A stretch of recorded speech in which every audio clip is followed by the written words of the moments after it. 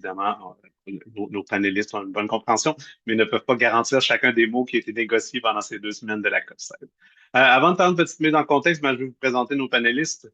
Laura Fekino, qui est analyste politique chez nous, chez Atelier pour la biodiversité, qui est aussi candidate à la maîtrise en politique appliquée à l'Université de Sherbrooke, qui est chercheuse au PIRES, le pôle intégré de recherche environnement, santé et société à l'Université de Sherbrooke. On a Flavio Affinito, qui est représentant global du CSBQ et qui est aussi expert technique pour le secrétariat de la Convention sur la diversité biologique. On a Florian Roule, qui est vice-président finances durables pour Finance Montréal. On a Alice de Swart, qui est conseillère stratégique pour la Société pour la nature et les parcs, ou aussi connue sous le nom de SNAP Québec. Puis finalement, on a Martin Porto Carrero, pardon Martin, INCHO, chargé de projet environnement et jeunesse à l'Association québécoise des organismes de coopération internationale, aussi connue sous le nom de l'ACOSI. Merci à vous cinq de vous joindre à nous. Euh, Avant de commencer à vous poser des questions directement, petite mise en contexte pour ceux qui ne se rappellent pas là, de pourquoi a eu lieu la COP16 et comment. Il faut se rappeler qu'il y a 2 ans, il y a eu la COP15. La COP15 était ce grand événement qui nous a permis de mettre en œuvre un nouveau cadre mondial, c'est-à-dire le dernier cadre mondial venait à échéance, en fait, est venu à échéance en 2020, et on devait se donner un nouveau plan de match pour dire, OK, mais qu'est-ce qu'on va faire dans les 10 prochaines années, dans les 30 prochaines années pour justement mieux protéger notre biodiversité. C'est ce qui a donné le cadre Curriculum Montréal, qui en fait est défini avec une mission, une mission d'ici 2030 de arrêter et de commencer à restaurer la biodiversité, donc inverser la tendance, puis 2050 de vivre en harmonie avec la nature. Ça va se faire avec 4 objectifs: de la protection, l'utilisation durable et du partage des bénéfices. Évidemment, je vulgarise, les objectifs sont beaucoup plus longs que ça, mais vraiment, le but est de, oui, protéger, mais aussi changer notre façon d'utiliser et d'interagir avec la nature. Donc, on a 23 cibles d'ici 2030 à accomplir. On connaît souvent la cible du 30-30, ça veut dire protéger 30% du territoire, mais il y a aussi 22 cibles là, en parallèle qu'on doit accomplir, comme la restauration, de l'utilisation durable, du financement, donc plusieurs cibles à accomplir. Donc, la COP16, c'est un peu notre... maintenant qu'on avait mis en place un cadre mondial, ben, on faisait un check-in à dire, ben, est-ce qu'on est bien parti dans la mise en œuvre? Est-ce qu'on a les mécanismes? Est-ce qu'on a le financement pour réaliser ce cadre-là qui, on vous rappelle, se termine maintenant dans presque 5 ans. Donc, il faut rapidement le mettre en œuvre. Donc, la COP16, c'était vraiment une COP qu'on dit de mise en œuvre. Donc, de dire, OK, bon, est-ce qu'on doit mettre des nouveaux mécanismes en place? Comment est-ce qu'on finance ça? Il y a eu plusieurs textes de discuter. Là, on va parler de quelques-uns en particulier aujourd'hui qui sont peut-être plus critiques, qui ont été un petit peu plus débattus. Mais il faut savoir qu'il y avait des textes sur les aires marines, sur la communication, sur la santé, sur le climat. Fait que vraiment plusieurs textes qui ont été négociés pendant cette COP16. Fait que ce qu'on va faire, en fait, c'est qu'on va donner la parole à nos panélistes. On va pouvoir nous dire justement en détail les différentes interactions qu'ils ont eues à la COP16. Vous avez tous eu la chance d'être présents sur les lieux. On le voit dans vos visages un peu fatigués. C'est pas facile, 2 semaines à la COP16. C'est pas vrai, je ne veux pas vous insulter en début de webinaire, mais finalement, on sait que c'est 2 semaines assez intenses. Fait que peut-être pour commencer, un petit tour de table rapide. Euh, Est-ce que vous êtes satisfait des résultats là, je veux dire, de votre COP16? Évidemment, ce n'est pas votre COP16, mais de la COP16. Je commencerai peut-être par Laurent. Oui, ben, je peux y aller. Bonjour tout le monde. Moi, ma réponse, ça serait un oui. Donc, un mélange de oui ou non, là. Je vais peut-être me permettre là, d'aller un petit peu plus large que les négos, là, parce que je pense que le processus dans les COP devient tout de même important. Je tenais quand même à souligner, moi, j'étais vraiment agréablement surprise là, par la place qui a été laissée à la COP16, à la société civile et aux communautés autochtones aussi. Je vous avoue, j'ai pas suivi 18 COP dans ma vie, j'en suis à ma troisième. Mais tout de même, dans les trois que j'ai suivis, j'ai vraiment trouvé, eux, de loin, que c'était celle dans laquelle on laissait le plus de place, tant dans la zone bleue, qui est où vont les personnes accréditées, là, dont nous ici autour de la table, et la société civile également. Et puis même dans la zone verte, il y avait tellement de matériel éducatif, sensibilisateur. J'ai vraiment trouvé qu'on avait beaucoup à apprendre de ça. Là. Il y avait les 23 cibles super détaillées, des exemples de notre pratique et tout ça. J'ai vraiment été agréablement surprise par ça. Puis sinon, ben, on est au niveau des négociations. Je maintiens mon oui, puisque je suis vraiment contente de certains aboutissements. Par exemple, la décision historique là, qui a été rendue pour les communautés autochtones. On pourra en parler là, un petit peu plus en détail tout à l'heure. Mais on faut quand même avouer qu'on a fini par perdre le quorum à la fin. Donc, est-ce que la COP16 est réellement terminée dans les faits? Il reste des choses à négocier encore. Donc, c'est pour ça qu'il reste quand même beaucoup de croûte à manger, surtout en termes de financement, parce que si on veut mettre en œuvre, ben, ça prend des ressources financières pour ça. Donc, d'où mon bilan est mitigé. Merci Laurent pour reparler justement du financement et puis de qu'est-ce qui est un peu plus bloqué. Florian, peut-être? Oui, bonjour à toutes et à tous. Malheureusement, je pense qu'on risque un peu de se répéter au fur et à mesure dans nos réponses. Ça va être exactement la même que Laura. Oui et non. Ça dépend si on se place d'un point de vue des négociations globales qui avaient lieu ou des actions un peu plus individuelles qu'on s'était toutes et tous données à un moment donné à participant à cette COP-là. Quand je vois la mobilisation qui a été celle du terrain, Laura évoqua effectivement toute la société civile qui était très très présente. C'était bienvenu. Quand je regarde aussi beaucoup d'acteurs, et notamment d'acteurs du secteur financier que je représente, on avait aussi énormément d'organisations qui étaient là pour participer non seulement aux discussions, mais aussi faire des positions, amener aussi des solutions sur les questions de financement de la biodiversité, puis on aura l'occasion d'y revenir. Je pense que le Québec a été bien représenté tout au long de cette COP-là. Donc ça, on peut s'en féliciter, puis c'est vraisemblablement quelque chose qui ressort. Après, effectivement, quand on se place au niveau du texte final et de l'outcome, on peut ne que être déçu. Merci Florian. Je laisserai peut-être Martin rebondir, évidemment. Si tu peux répéter, mais aussi compléter. Oui, c'est ça, malheureusement. Mais est-ce que toi, tu veux une réponse plus optimiste ou une réponse plus réaliste? Je pense que ce matin, on a besoin d'optimisme, Martin. Oui, mais malheureusement, ça va être difficile. Si c'est une réponse optimiste, on pourrait dire que je suis partiellement satisfait, mais ma réponse réaliste, ça va rester la même que celle de Laura et celle de Florian. En fait, je suis pas satisfait parce que c'est difficile, à mon avis, d'être satisfait des résultats quand on a constaté sur le terrain que les États n'ont pas réussi à se mettre d'accord sur des enjeux vraiment clés, importants, majeurs, comme par exemple, et il y en a d'autres, mais par exemple, et je pense que Laura l'a mentionné, la mobilisation des ressources financières. Donc, c'est vrai, il faut aussi souligner les bons coups.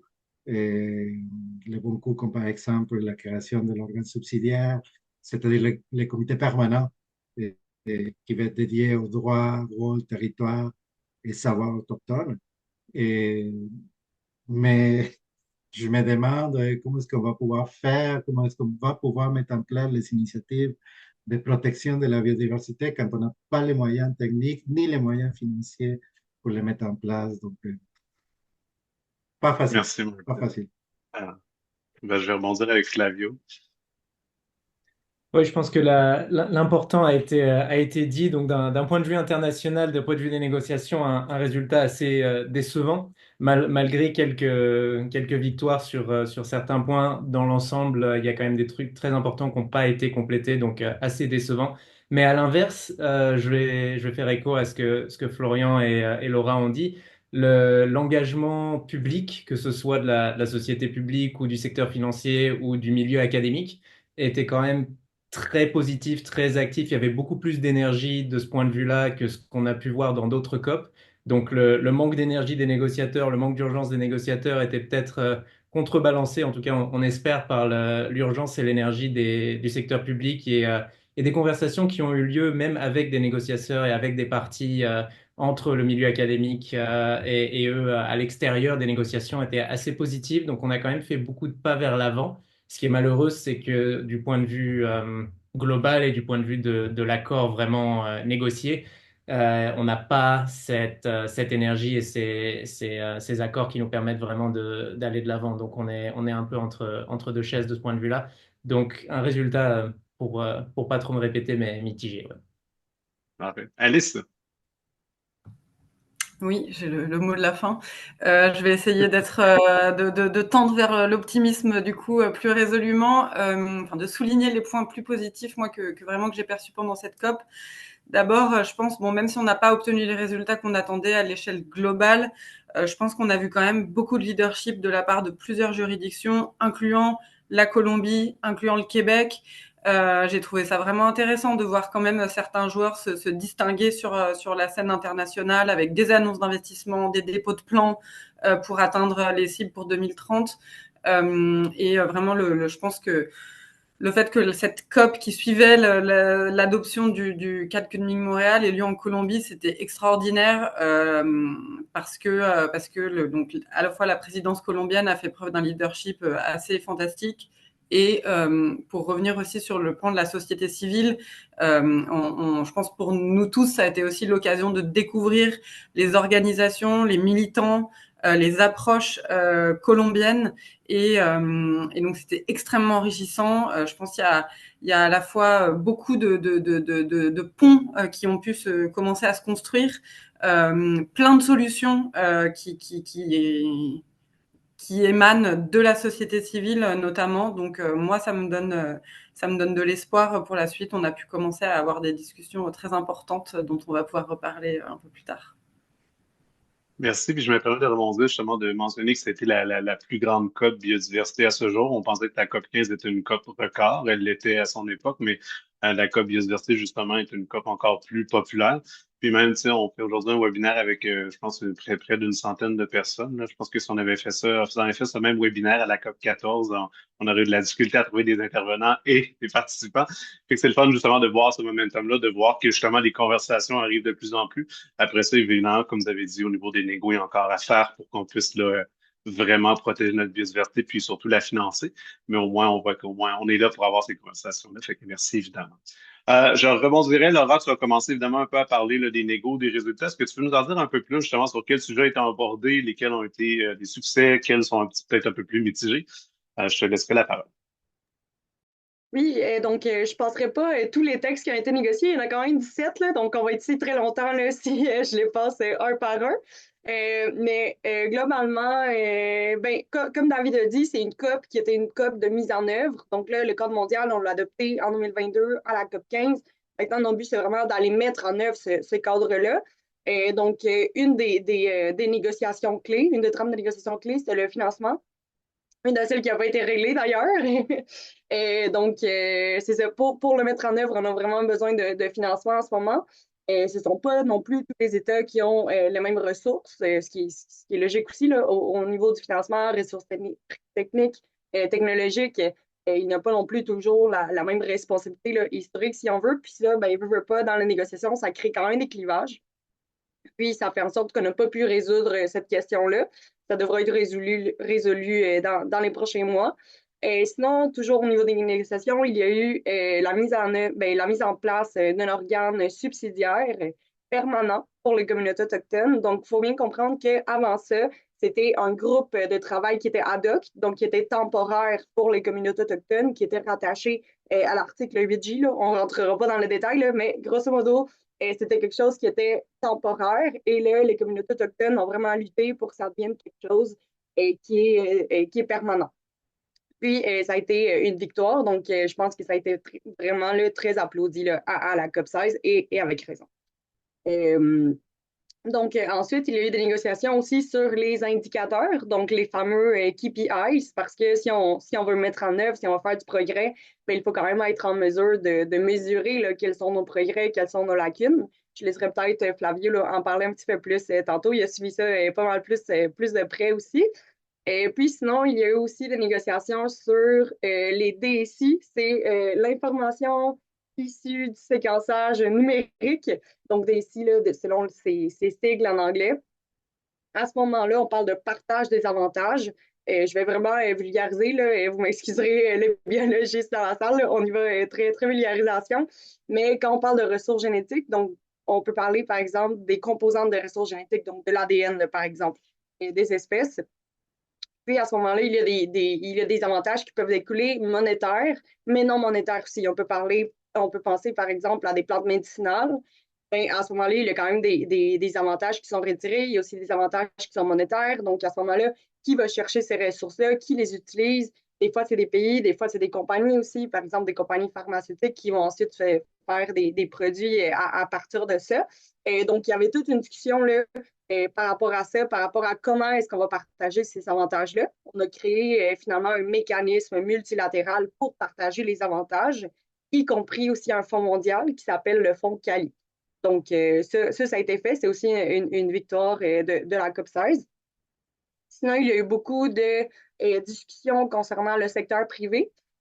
Donc, par exemple, est-ce que le secteur privé devrait ou non divulguer ses dépendances, c'est quoi ses impacts sur la biodiversité aussi? Et j'ai été agréablement surprise de voir le secteur privé, je dirais pas dans son entièreté, mais quand même un bon secteur du secteur privé se mobiliser pour rendre la divulgation obligatoire. Ce qui est une bonne chose. Puis je laisserai en fait Florian là, renchérir un petit peu plus sur ça. Puis sinon, ben, c'est quand même 17 textes, hein, donc on ne les passera pas tous en un, mais en titre d'exemple, il y a aussi des textes qui reliaient la santé à la biodiversité, changement climatique, biodiversité et plusieurs autres. Là, ils sont tous sur le site de la CBD si ça vous intéresse d'aller voir plus en détail quels sont les mots aussi, parce que les négociations, des fois, on négocie vraiment sur des mots, le changement d'un verbe. Est-ce qu'on écrit devrait, pourrait ou doit? Ben là, ça change absolument tout le sens d'une phrase assez rapidement. Merci beaucoup, Laura. Puis, tu sais, je vais faire le bon. Tu dis justement qu'il y a eu plein de textes parallèles. Ce qui est intéressant avec la COP biodiversité, c'est justement un peu cette approche-là de vouloir vraiment couvrir un peu plus tous les sujets puis d'avoir une certaine convergence au terme des luttes environnementales. Justement, tu sais, le texte climat-biodiversité qui va vraiment chercher ces liens-là. Chose qu'on observe des fois un petit peu moins au niveau de la COP climat, justement, de vouloir faire ces liens. Fait que c'est vraiment intéressant de voir justement ces textes-là être créés, vraiment s'assurer que la biodiversité est liée là, à tous les sujets intimes qu'ils sont. Je vais peut-être faire une parenthèse pour ceux qui n'ont pas lu en détail les trucs sur la COP16. Il faut savoir que quand on dit que le financement n'a pas été approuvé, en fait, c'est que la négociation a été terminée par manque de quorum, tout simplement. Fait que c'est un côté procédural. Euh, on est arrivé à 9 heures du matin. Il faut savoir que la COP finissait officiellement à 6 heures du soir. Fait qu'à 9 heures du matin, on s'entend que c'était légèrement dépassé. Fait qu'en fait, finalement, on s'est rendu compte à ce moment-là qu'on négociait le texte sur le financement qu'il n'y avait pas assez de parties présentes pour justement aller de l'avant. Puis la COP s'est terminée là. De là pour qu'on dise que la COP 16 devra se terminer plus tard. Fait que ce n'est pas que le texte n'a pas été approuvé. On peut évidemment se douter qu'on était en très grand crunchy quand c'est arrivé. Justement, on s'attendait pas. Mais en fait, ce qui est arrivé, justement, c'est qu'on n'avait pas le quorum pour décider si oui ou non on allait de l'avant avec ce texte-là, ce qui a affecté aussi d'autres textes. Je pense que Flavio pourra peut-être faire un petit rebond là-dessus. Euh, Florian, comme disait Laura, tu es notre expert là, pour parler un peu de l'implication financière, privée, ainsi de suite. Est-ce que tu veux nous parler un peu plus justement de la participation du secteur privé à la COP, puis pourquoi en fait le secteur privé s'intéresse justement à cet événement-là? Oui, merci David. Donc, je pense depuis Montréal et 2022, il y a eu un virage vraiment dans la représentation des parties prenantes qui étaient impliquées au niveau de la COP sur la biodiversité.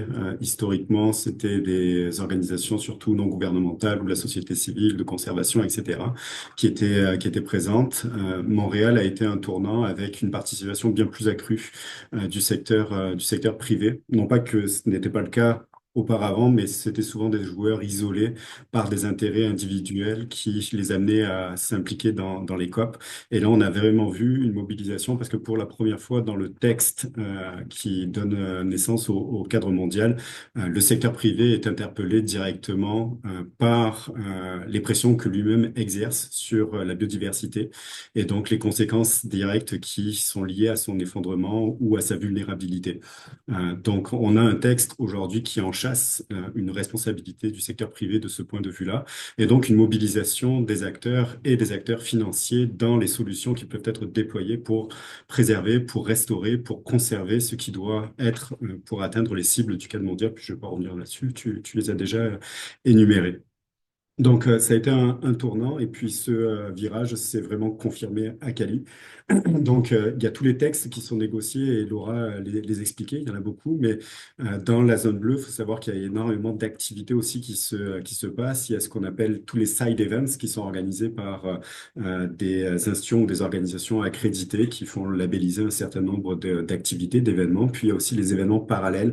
Et parmi ces événements-là, il y en a deux gros qui ont pris une importance significative, qui étaient le Business Forum et le Finance and Biodiversity Day. Donc, comme leur nom l'indique, ce sont des journées qui sont liées exclusivement à des discussions qui entremêlent secteur économique, activité des entreprises, secteur financier, avec les objectifs qui sont contenus dans ceux du cadre mondial. Donc, il y a une présence de ces acteurs-là parce que à la fois, il y a une reconnaissance très importante que la biodiversité joue un rôle essentiel dans la résilience économique et dans la résilience financière des activités. Ça, c'est un fait. Mais il y a également, je pense, une méconnaissance avouée aussi de ces mêmes acteurs-là, financiers et économiques, par rapport à ce qu'est la biodiversité et ce qu'est la nature. On a l'habitude de gérer des chiffres, de calculer des risques en fonction, enfin, de calculer des rendements en fonction d'un risque mesuré, etc. Mais par contre, intégrer les opportunités, les risques liés à la biodiversité, de pouvoir mesurer les impacts, les dépendances des activités économiques par rapport à cette même nature, à cette même biodiversité-là, c'est très, très complexe. Donc, il y a une volonté de la part des acteurs financiers et économiques aussi en participant à la COP et leur présence à Cali, de s'éduquer par rapport à ces concepts et surtout de pouvoir aussi nouer des collaborations, je pense, avec non seulement la communauté académique, scientifique, c'est extrêmement important, cette collaboration-là, pour pouvoir affronter les enjeux de biodiversité, mais aussi la société civile dans son ensemble. Donc moi, j'ai été agréablement surpris de voir énormément de connexions se faire tout au long des 2 semaines de la COP16 et vraiment au cœur même de la zone bleue. On a vu cela, puis on aura peut-être l'occasion d'y revenir un peu plus tard, mais il y avait énormément d'activités parallèles qui entrecroisaient à chaque fois des parties prenantes qui provenaient pas uniquement du secteur privé, qui parlent pour le secteur privé. On avait des communautés locales ou des représentants de gouvernements infranationaux ou de villes ou du milieu de la recherche qui étaient là, qui participaient aux discussions, puis d'attaquer peut-être des fois certaines des objectifs du cadre mondial, de voir, OK, ben, la cible 15 parle de se doter d'indicateurs, de cibles, de mesurer cela. Ça veut dire quoi dans le secteur économique? Ça veut dire quoi dans le secteur financier? Sur quel cadre on se place pour le faire? Alors, la bonne nouvelle, c'est que les choses ont significativement avancé depuis Montréal. On parle de cadres de référence qui sont de plus en plus utilisés dans l'industrie financière en particulier. D'un point de vue international, la Task Force on Nature-Related Financial Disclosures, excusez-moi, la TNFD, qui est le pendant nature biodiversité du TCFD, ce qui est sur le climat, commence à être adopté de façon globale. On voit des acteurs financiers et ceux volontairement se doter de stratégies, de cadres internes pour pouvoir aligner leurs pratiques, leurs décisions financières avec des objectifs qui intègrent la biodiversité au même titre que le climat. Il y a aussi une reconnaissance de ce point de vue-là d'une interrelation de plus en plus forte aussi entre les deux. Et je pense que c'est aussi un des éléments fondamentaux sur lesquels les acteurs privés se positionnent aujourd'hui, c'est de dire que biodiversité et climat sont les deux faces d'une même médaille dans une certaine mesure. Et de ce point de vue-là, certaines des stratégies qui doivent être mises en place peuvent avoir des bénéfices commutuels. On le sait qu'il peut y avoir aussi des enjeux là. Adresser le climat, ça peut avoir des effets néfastes sur la biodiversité. Il y a des exemples pléthoriques de ce point de vue-là. Mais ça, c'est un élément pour moi très fort que je retiens. Puis quand je le ramène aux positions de notre place financière, à l'occasion de la journée finance, la place de montréalaise, la place québécoise a signé, a publié une lettre ouverte justement pour rappeler l'importance de la biodiversité au niveau de la résilience des activités économiques et financières, parce qu'on ne va pas se le cacher là, sans une biosphère en santé, on peut oublier rendement, on peut oublier les opportunités économiques, on peut oublier les résultats trimestriels, il n'y aura pas tout cela. Et puis on peut très certainement mettre une croix sur nos objectifs climatiques également. Donc il y a une importance de se rappeler de cette urgence-là et de l'interrelation très forte que nos systèmes économiques ont avec la nature et la biodiversité, et donc de prendre des engagements, de s'aligner, oui, avec les objectifs du cadre mondial, de s'assurer qu'on puisse évaluer les risques, les opportunités, mais les impacts et les dépendances des activités et des financements par rapport à la biodiversité, de travailler sur des projets collaboratifs, puis on aura peut-être l'occasion d'y revenir aussi. Il y en a beaucoup, et au Québec, il y a une certaine émulsion de ce point de vue-là. Donc, je retiens peut-être le fait aussi que malgré effectivement une atteinte d'un consensus d'un point de vue international, on essaye d'agir d'un point de vue local, pardon, pour avoir un impact aussi d'un point de vue global. Donc, agir local, penser global, revient beaucoup aussi dans la tête du secteur privé. Merci beaucoup, Florian. Puis tu me permets, ça me permet de rebondir là, pour une question du côté d'Alice. Mais tu sais, justement, on a beaucoup parlé que oui, tu sais, le secteur privé était là, mais en contrepartie, il y avait aussi une grande présence de la société civile plus large pour justement amener ces sujets-là qui, parfois, comme on en parlait avec Martin tantôt, mais tu sais, aussi nos chaînes de valeur privées font que nos impacts sont évidemment ici, des fois très concrètement, mais aussi d'ailleurs dans notre chaîne de valeur sur d'autres communautés locales. Fait que je pense que c'est important de ramener ça. Fait que je laisserais peut-être justement à Alice de parler un peu de ça, ce côté-là, plus société civile, là, le besoin justement de transformer, de considérer vraiment nos systèmes et nos chaînes de valeur pour dire, OK, mais qu'est-ce qu'on fait plus large pour vraiment régler cette crise-là? Fait qu'Alice, je te laisserai la parole. Oui, merci David. Donc, moi, dans le fond, je voudrais vous partager aujourd'hui un peu quelques faits saillants de ce on est allé faire à la COP 16. C'était vraiment essayer de donner suite à l'appel de Montréal qu'on avait initié avec l'ensemble des organisations de la société civile lors de la COP 15 et en fait qui vise qui a une invitation à parler en fait des causes sous-jacentes du déclin de la nature et des solutions qu'on peut leur apporter. Et donc, en fait, c'est en se fondant sur les constats et les recommandations de l'IPBES, donc la plateforme internationale sur les scientifiques sur la biodiversité, l'équivalent du GIEC pour la biodiversité, qui nous dit qu'en fait, ce sera pas suffisant de s'attaquer aux causes directes de la perte de biodiversité, mais qu'on doit aussi s'attaquer aux causes indirectes. Ces causes indirectes, c'est vraiment pour les résumer, on peut les catégoriser en deux. C'est les causes, nos systèmes économiques et nos systèmes de valeurs. Donc ça, c'est quelque chose qui est bien documenté par l'IPBES et d'ailleurs, il y a un nouveau rapport qui s'en vient en décembre qui va être super important pour justement aller aussi plus sur le terrain des solutions.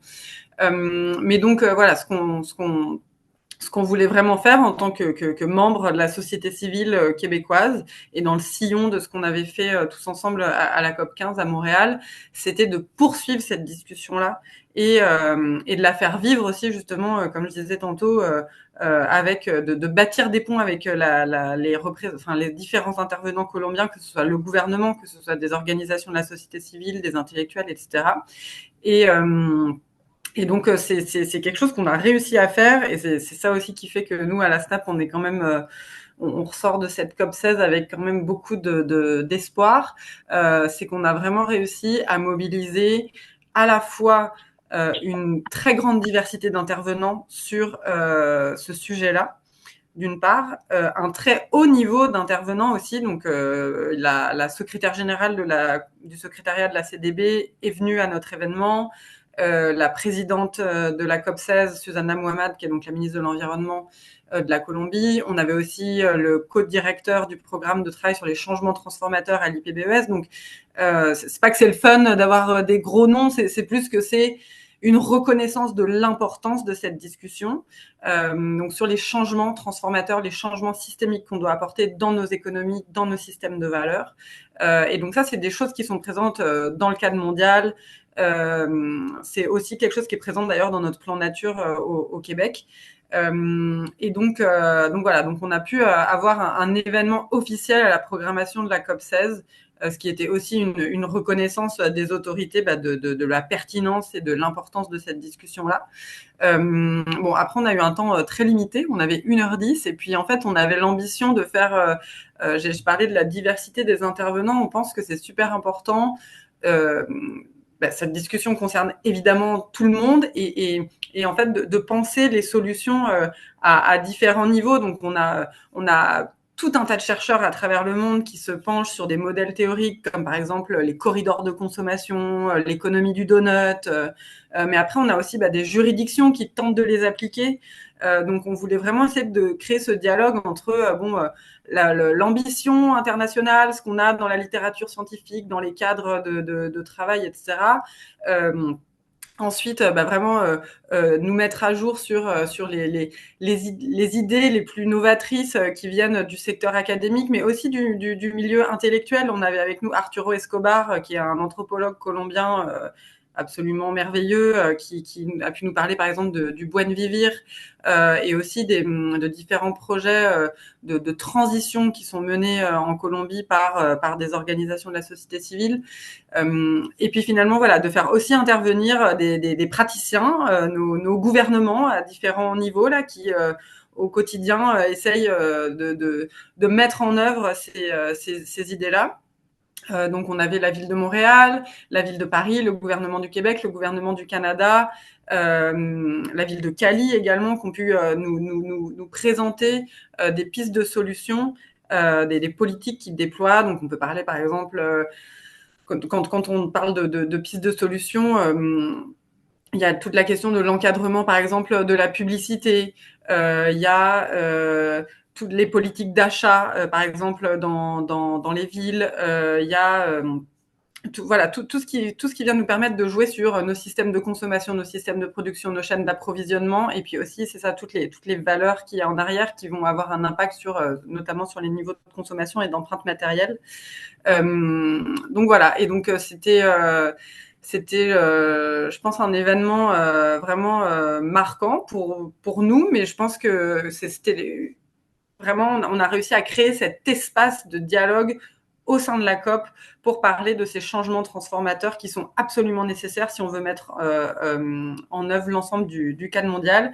Et donc, notre ambition pour la prochaine COP, c'est de ne pas avoir seulement un événement d'1 heure et demie, mais peut-être toute une journée de discussion et de recherche de solutions sur ce sujet-là.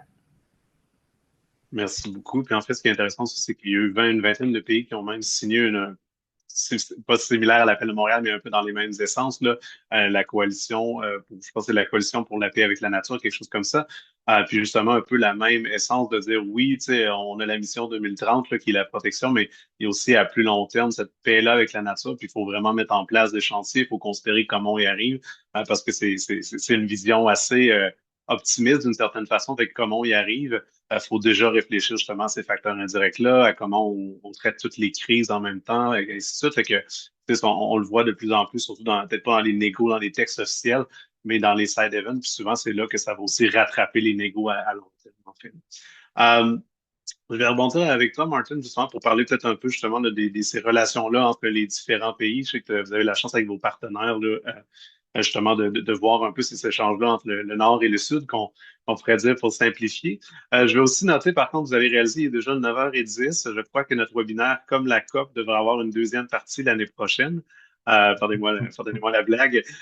Fait qu'on va évidemment finir le tour de table, puis on va peut-être skipper une ou deux questions qu'on avait prévues. Évidemment, on n'aura peut-être pas le temps de couvrir aussi large qu'on voulait, mais je vais évidemment, Martin, te laisser le temps de rebondir sur justement qu'est-ce qui était le bilan un peu de vos partenaires là, au niveau de la coopération internationale. Oui, merci. En fait, petite mise en contexte, nous, la COSI, nous sommes un réseau de coopération et de solidarité internationale.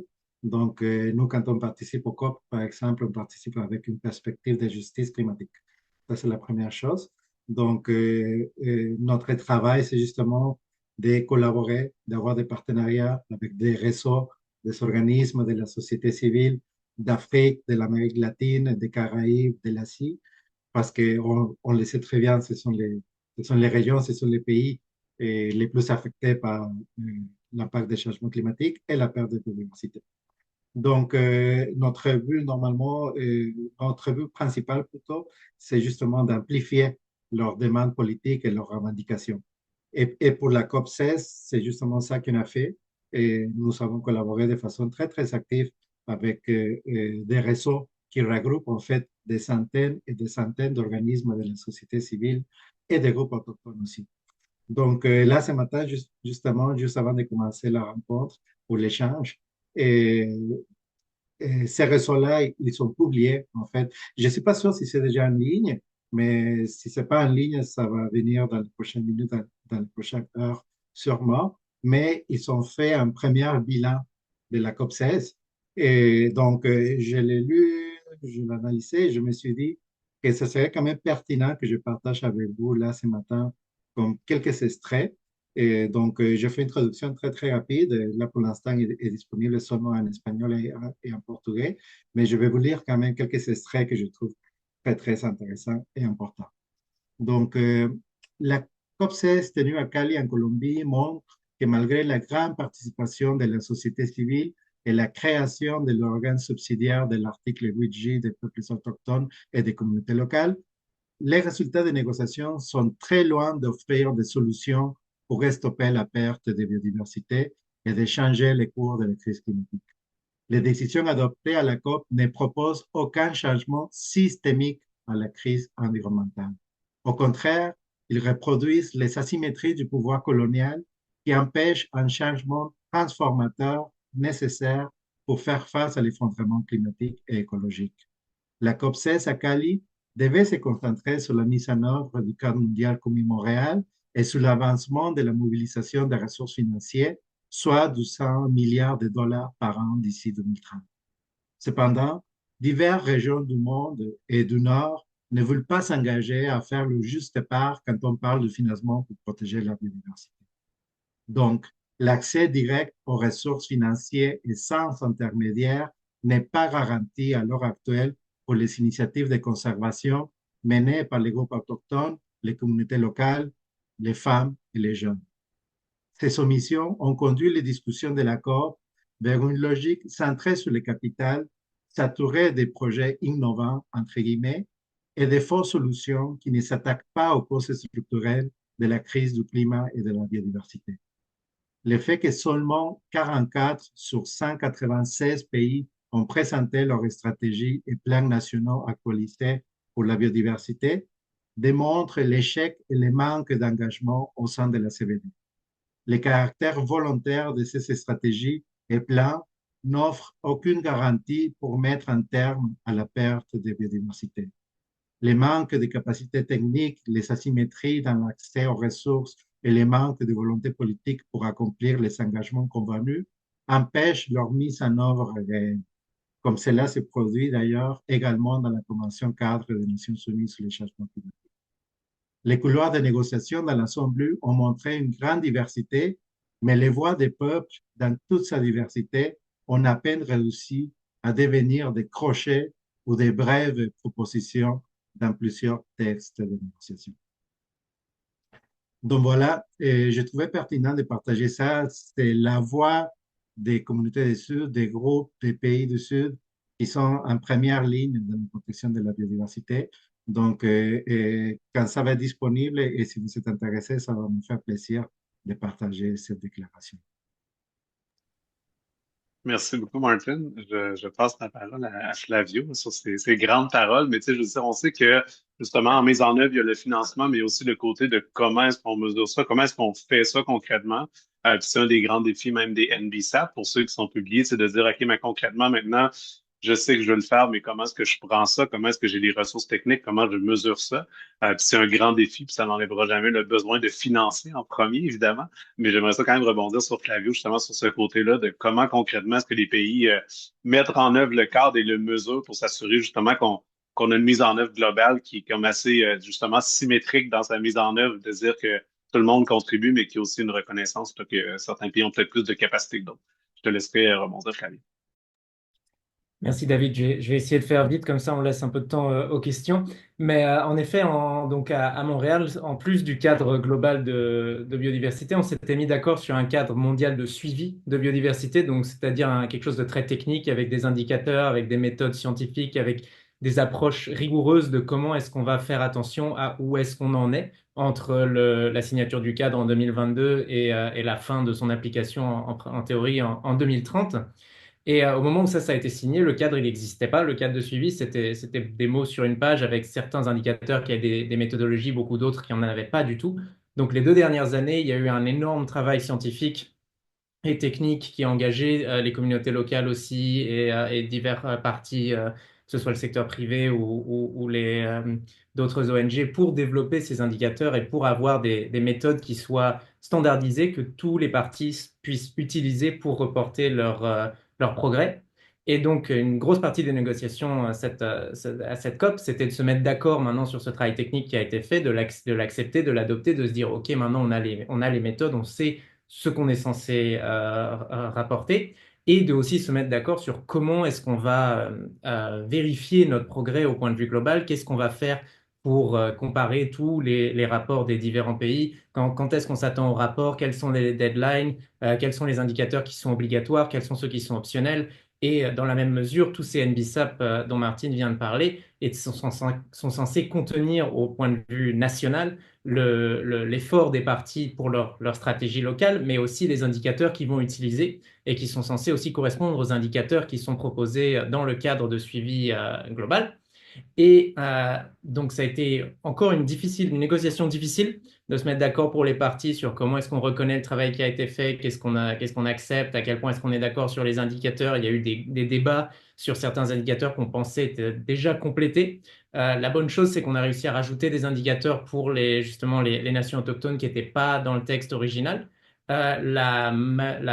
L'autre problème, malheureusement, c'est que, comme on a dit, on a perdu le quorum à 8h30 le vendredi, et la question des indicateurs, la question du suivi et de la revue technique était plus loin dans l'agenda. Donc, tout ce qui a été discuté n'a pas été accepté.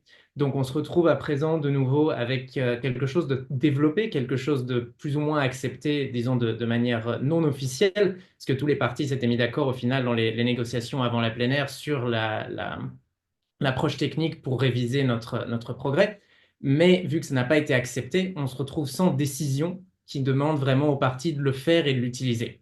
Donc, de nouveau, on est dans une situation où je m'attends, et je suis sûr que d'autres s'attendent aussi à ce qu'on ait certains résultats, à ce qu'on ait, parce que les prochains rapports sont dus en 2026. Donc, d'ici là, on ait certains rapports, mais à quel point est-ce qu'ils vont suivre les méthodes qui ont été développées, à quel point est-ce qu'ils vont correspondre à ce à quoi on aurait pu s'attendre si on avait eu un accord, tout ça reste une question très ouverte. Donc, on se retrouve de nouveau dans une situation volontaire où on s'attend peut-être à ce que certains pays qui ont plus de moyens ou plus de capacités techniques et où l'envie même d'utiliser les indicateurs développés vont le faire. D'autres, que ce soit par faute de moyens ou faute d'ambition, ne le feront pas. Et il n'y aura pas vraiment de conséquences parce qu'au final, on n'a pas eu d'accord sur cette question-là. Donc, on n'a pas de suivi vraiment accepté, de méthode de suivi vraiment acceptée dans la négociation. Donc, on s'attend à ce que quand on se retrouve pour finir la COP, on espère que ça se finisse assez rapidement et que ce soit adopté pour qu'on puisse vraiment accélérer la mise en place et le suivi, parce que l'année prochaine, on est déjà en 2025, on est à 5 ans de la fin du cadre. Merci beaucoup de nous rappeler l'urgence. Puis, tu sais, je vais rebondir sur l'importance des indicateurs. C'est des conversations qu'on entend à tous les niveaux, tu sais, même au niveau du Québec, par exemple, comment est-ce qu'on mesure ça localement. Chez Florian, même au niveau du privé, c'était une conversation très fréquente de dire, ben oui, on veut contribuer, mais qu'est-ce qu'on mesure, comment on le fait, ainsi de suite. Fait que je pense que les indicateurs sont clés. Je pense que ça n'enlève pas le besoin, comme Martin et Alice disaient, là, de aussi réfléchir plus éthique et comme comment est-ce qu'on fait ces grands changements-là, mais en attendant, il y a aussi comment est-ce qu'on mesure concrètement le changement pour s'assurer qu'on y arrive, en fait. Là. Et je pense que les deux approches sont compatibles. Euh, pour ceux dans la salle, vous réaliserez qu'il n'y aura pas nécessairement de période de questions. Vous allez tous avoir mon courriel. Par contre, n'hésitez pas à nous envoyer vos questions spécifiques. Ça nous fera plaisir là, de les envoyer aux intervenants, puis ils pourront vous répondre sans problème. Parce que je vais juste poser peut-être une ou deux dernières questions, puis je pense que ça va nous amener sur 9h30, évidemment. Peut-être une question pour ceux qui sont évidemment au Québec là, dans l'appel, ce qui est la majorité. Je serais quand même intéressé de voir un peu quel était le rôle du Canada et du Québec là, justement sur place, parce qu'on sait que c'est des négociations internationales, mais on est là comme partie ou du moins comme État infranational. Peut-être que je te poserai la question, Laura, je sais que tu t'es intéressé à la question, là, donc pourquoi est-ce que le Canada et le Québec étaient présents? Oui, ben en fait, c'est ça, les deux étaient présents à la COP 16. Donc, du côté du Canada, ce que personnellement j'ai constaté, évidemment, il y a tout plein de négociations, là, donc évidemment qu'il y avait probablement autre chose là, qui s'est passé par rapport au Canada. Mais ce que j'ai vu, mis à part là, ce qui a déjà été mentionné là, sur le financement, qu'il y avait des positions plus campées du côté du Canada pour mobiliser moins que plus, disons. Sinon, le Canada a beaucoup poussé pour ce qui est inclusion de communautés autochtones femmes et jeunes aussi, dans les textes de négociation, du moins ceux que j'ai pu observer de mon côté. Puis ensuite, pour le Québec, moi, je suis agréablement surprise d'avoir vu le momentum de la COP 15 rester. Je pense que j'avais une petite appréhension en arrivant à la COP 16 en me disant, j'espère qu'il va y avoir ce momentum-là et que ce ne sera pas seulement cantonné à la COP 15 puis qu'on n'en entendra plus parler au Québec parce que c'est une discussion super importante à avoir et tout le lien qui est à faire aussi avec le climat. Donc, super important qu'on ne focus pas uniquement sur le climat puisque je pense que c'est Florian qui le disait tout à l'heure, là, mais c'est vraiment deux faces d'une même monnaie. Donc, agréablement surprise de ça. Je pense que société civile, on était environ 90 selon ce que j'ai vu passer. Donc, vraiment une grosse mobilisation de la société civile. Et sinon, il y avait la place Québec aussi, qui se tenait sur place. Il y a eu la Journée Québec qui s'est tenue là aussi. Puis, il y a eu l'annonce de financement que vous avez peut-être vu passer. Le Québec, en fait, était le premier gouvernement infranational à fournir un financement au GBFF, c'est le Fonds pour le Cadre mondial de biodiversité. Et donc, c'est un financement de 2 millions. Je pense que c'est un bon début. Il y a place à amélioration avec le temps et tout ça, mais ça reste quand même vraiment un bon début, que ce soit le premier État infranational aussi à le faire. Donc, je pense que ça trace la voie pour d'autres gouvernements infranationaux aussi, et avec le temps que ça aille en augmentant, bien évidemment. Et puis, le plan de nature, qui vous avez probablement vu, qui est apparu avant la COP 16, donc le 7 octobre, si je ne me trompe pas. Puis, ça, c'est conformément là, à l'engagement que le Québec avait pris déjà à la COP 15. Merci Laura. D'ailleurs, le plan nature qui n'était pas une obligation, évidemment, pour le Québec, là, les États internationaux n'ont pas à faire de NBSA, mais c'était un leadership qui avait pris justement là, pendant la COP 15 de dire, ben nous, on va se faire notre propre plan aussi pour s'attaquer à la crise. Florian, je te ferais peut-être rebondir rapidement. Je sais que tu étais présent justement à cette journée Québec-là, là, qui était une journée pour vraiment la société civile québécoise. Veux-tu nous en parler un petit peu? Oui, c'était surtout l'occasion de mettre de l'avant beaucoup d'initiatives collaboratives qui ont lieu dans notre province. On parlait du maillage, du mixage entre plusieurs parties prenantes. Puis cette journée-là, je pense qu'elle a été vraiment révélatrice là, de cette pluralité de points de vue sur un même projet, une même cause, une même collaboration. Je pourrais en nommer plusieurs là, mais je tiens à souligner notamment tous les travaux qui sont faits par la SNAP Québec, les collègues d'Alice, là, Diego Kremer en particulier, là, qui œuvrent sans relâche là pour développer, ça a été présenté là, des indicateurs de biodiversité pour investisseurs institutionnels du Québec.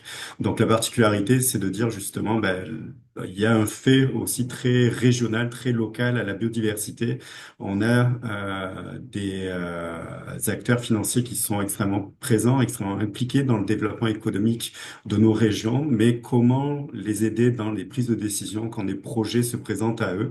Donc la volonté a été de pouvoir développer des indicateurs qui vont faciliter cette prise de décision quand vient le temps d'investir ou de financer un certain nombre d'activités.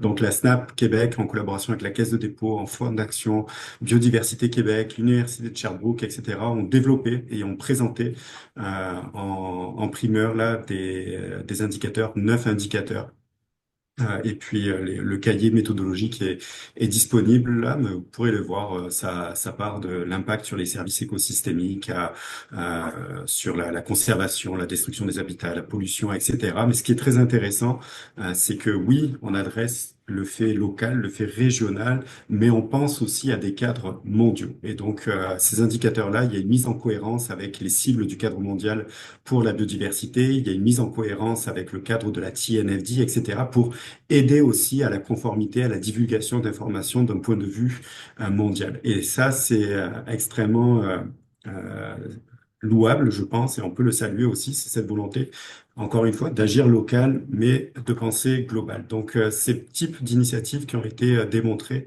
lors de la journée Québec, puis bien entendu, il n'y avait pas que le secteur économique, financier qui était mis de l'avant. Il y a eu aussi la société civile qui a eu un moment pour discuter de certains enjeux. Un documentaire a été présenté sur la pollution au niveau d'une rivière qui a impacté directement une communauté afrodescendante, de donner un peu la voix des réalités autres qu'on n'a pas nécessairement, nous, l'occasion de connaître ici au Québec. C'est ce que la Place Québec a permis, c'est ce que la Journée Québec a également permis. Puis la voix de la jeunesse aussi s'est fait entendre tout au long de cette journée-là. Ils étaient très, très présents à travers Logique. Il y avait, je sais plus, 5, 7 jeunes qui étaient impliqués, qui ont pu participer à cette COP-là et qui ont partagé ce que eux-mêmes ont entendu, ont appris. Et puis pour moi, ça a été aussi l'occasion personnelle de les interpeller à un moment donné, de leur dire, ben, qu'est-ce que aussi les personnes qui sont, entre guillemets, en position un peu plus de pouvoir ou de décision auraient à apprendre de la jeunesse. Je trouvais que c'était peut-être l'élément manquant dans cette journée-là, d'entendre ce que la jeunesse aurait à dire aussi à des représentants économiques et financiers. Merci beaucoup, Florian. Il nous reste littéralement 4 minutes. Ça tombe bien, c'est la dernière question. Notre prochain panel bilan aura lieu en 2026 pour la COP 17. Par contre, on sait que d'ici là, il faut travailler fort, justement. Qu'est-ce qui va se passer, justement, entre aujourd'hui, novembre 2024, et justement la prochaine COP 17 qui aura lieu en Arménie? Laura, peut-être commencer, justement, c'est quoi tes attentes? Qu'est-ce qui va se passer là, dans les 2 prochaines années? Oui, donc ben, en fait, d'ici la COP 17, il faut premièrement commencer par terminer la COP 16, puisque vu qu'on a perdu le quorum, je veux dire, la COP 16, c'est pas officiellement là, terminé. Il reste des choses là, à discuter encore, notamment le financement, les indicateurs aussi, là, dont Flavio parlait, qui sont super importants aussi pour mesurer l'avancement ou le non-avancement. Donc, la COP 16, elle devrait se terminer dans les prochains mois. Donc, ça nous mène là, évidemment en 2025. Là, ça ne sera pas en 2024. Là. Donc, c'est à ce moment-là qu'il y aura une autre réunion de COP. Et pas aussi grosse, il n'y aura pas autant d'observateurs. Ça va être probablement là, seulement les négociateurs, là, ou presque. Là. Mais ce sera en 2025 parce que effectivement, on ne peut pas attendre à la COP 17 là, avant de s'entendre sur le financement et les indicateurs. Donc, il faut vraiment clore cette COP 16 là avant de passer à la COP 17. Donc, sinon, ben, à surveiller, il y a des négociations d'ici la fin là, 2024 et même 2025 sur les négociations et sur les accords, un accord sur le plastique. Il y a aussi l'accord sur BBNG, c'est J, pardon. C'est la biodiversité en haute mer. Donc, la biodiversité, on rentre dans autre chose, là, mais quand même, ce sont des négociations à suivre. Et puis, sinon, ben, la COP climat, bien évidemment, qui commence dans déjà 5 jours. Donc, puis moi, je réitère, là, encore une fois, on risque de me répéter, mais à la zone bleue, à la zone verte, dans les high-level segments, c'est-à-dire dans les segments de haut niveau, pardon, entre différents ministres, c'était vraiment clair, là, le constat qu'on ne peut plus faire la division climat-biodiversité, elle est plus claire là, que jamais, là, je pense. Puis je pense qu'il y a une volonté politique là, qui doit aller derrière ça aussi. Puis c'est super important à garder en tête pour la COP climat à venir et toutes les COP là, à venir là, par la suite. Merci, Laura. Martin, de votre côté, qu'est-ce que vous allez observer dans les 2 prochaines années? Ben, c'est sûr que je, je pense que ça va être intéressant aussi de suivre un peu l'articulation du comité permanent pour les peuples et les communautés autochtones. Et ça a été quand même, comme on l'a dit au début de la discussion, une décision adoptée très importante à Cali. Et je pense que ça devrait permettre, en tout cas j'espère, j'ai l'impression que ça pourrait permettre d'avoir une sorte de petite révolution diplomatique au sein des processus de la COP biodiversité, parce que ça va permettre aux groupes autochtones, aux communautés locales, d'avoir finalement, parce que c'est une demande depuis plus de 30 ans, de presque 30 ans, une demande d'avoir une place permanente dans les négociations, dans les prises de décision. Donc, le fait que les représentants des groupes autochtones vont pouvoir s'adresser directement aux négociateurs, de ne pas passer par des intermédiaires pour défendre leurs demandes politiques, leurs revendications, je pense que ça va être quelque chose de très important et ça va permettre aussi de mettre de l'avant justement les savoirs autochtones en matière de protection de la biodiversité. Donc, c'est ça. Je pense que ça va être intéressant de suivre cette articulation-là d'ici la COP 17. Merci, Martin. Je remonterai peut-être avec Florian, justement, tu as parlé du côté très local de justement mettre en œuvre. Qu'est-ce que toi, tu t'attends dans les 2 prochaines années? À ce qu'on passe des intentions à l'action, concrètement là, qu'on voit effectivement des fonds d'investissement en biodiversité, en conservation se mettre sur pied. qu'on voit des projets concrets sur le terrain avoir lieu, etc. Je pense que ça, tout le monde s'entend là-dessus. D'un point de vue global, les questions du financement doivent être absolument, absolument, absolument résolues et dans les plus brefs délais. Je peux pas croire qu'on soit capable aujourd'hui de mobiliser plus de 1000 milliards de dollars par an pour s'armer, sans penser pouvoir trouver les fonds suffisants de façon à adresser certainement ce qui est notre première ligne de défense, la nature. Il y a un non-sens total aujourd'hui de ce point de vue-là, je pense, certainement qui est lié à la psychologie humaine, mais c'est le vœu que je nous souhaite là. Merci Florian. Flavio, je te laisse aussi y aller. Oui, c'est un bon point de Florian et j'allais dire quelque chose d'un peu similaire. J'espère que l'échec en quelque sorte de cette négociation sera un réveil pour les différents négociateurs et les différents partis parce que justement, on a vraiment vu un engagement immense de la société publique et privée, etc. et autochtone. Donc, il y a vraiment, avec un peu de chance, une motivation de ce point de vue-là de faire avancer les choses, de demander des résultats aux politiques. Parce que pour l'instant, on est vraiment trop dépendant du volontaire, surtout sans l'accord des négociations. On est il y a une grosse question de mise en œuvre. On a très, très peu de temps qui nous reste pour des questions qui sont quand même très, très importantes. Donc, peut-être, si on a de la chance, ce sera un réveil parce que ces questions-là doivent être résolues. Il y a des questions de subvention qui doivent être résolues. Il y a des questions de financement qui doivent être résolues. La question du suivi doit être résolue. Et tout ça, on a très peu de temps et on a déjà beaucoup de solutions. Donc maintenant, vraiment, c'est une question de mettre les choses en place et justement de libérer les fonds, mais même déjà de faire avec ce qu'on a, si on n'a pas les fonds dans certains cas. Merci Flavio. Alice, je te laisse le mot de la fin. Oui, nous, ce qu'on va surveiller de près et ce à quoi on va essayer de contribuer du mieux qu'on peut dans les 2 prochaines années, c'est vraiment au niveau de la mise en œuvre. Donc d'abord, pour faire le point avec ce que j'ai évoqué tout à l'heure, poursuivre la recherche de solutions pour opérer des changements transformateurs dans notre économie, dans nos systèmes de valeurs. Puis je pense que c'est aussi une façon de venir soutenir les efforts de mobilisation des fonds financiers, peut-être en repensant nos façons de calculer la richesse, de voir où est-ce qu'on veut mettre notre argent collectivement, etc. Et le deuxième point très important, et en fait la deuxième opportunité aussi en termes de mise en œuvre au Québec dans les 2 prochaines années, c'est vraiment continuer de faire des progrès sur la protection des milieux terrestres et marins. On a le plan d'action, donc on a le plan nature, on a du financement, on a eu un appel à projet d'air protégé en terre publique qui vient de se terminer avec une mobilisation à nouveau extraordinaire des groupes citoyens, des communautés autochtones, de plein de municipalités à travers le Québec. Donc là, la prochaine étape, c'est vraiment au gouvernement du Québec, au ministère de l'Environnement. Je sais qu'il y a plusieurs personnes du ministère qui sont là avec nous ce matin. C'est à eux de prendre le relais sur tout ce travail de mobilisation extraordinaire qui vient de se passer pour continuer d'engranger des territoires protégés. C'est notre meilleure assurance, notre meilleure une des actions les plus efficaces qu'on peut poser pour protéger la biodiversité. Merci beaucoup. Ça conclut. Fait que merci évidemment à vous cinq, là. Merci Alice, Flavio, Florian, Martin et Laura.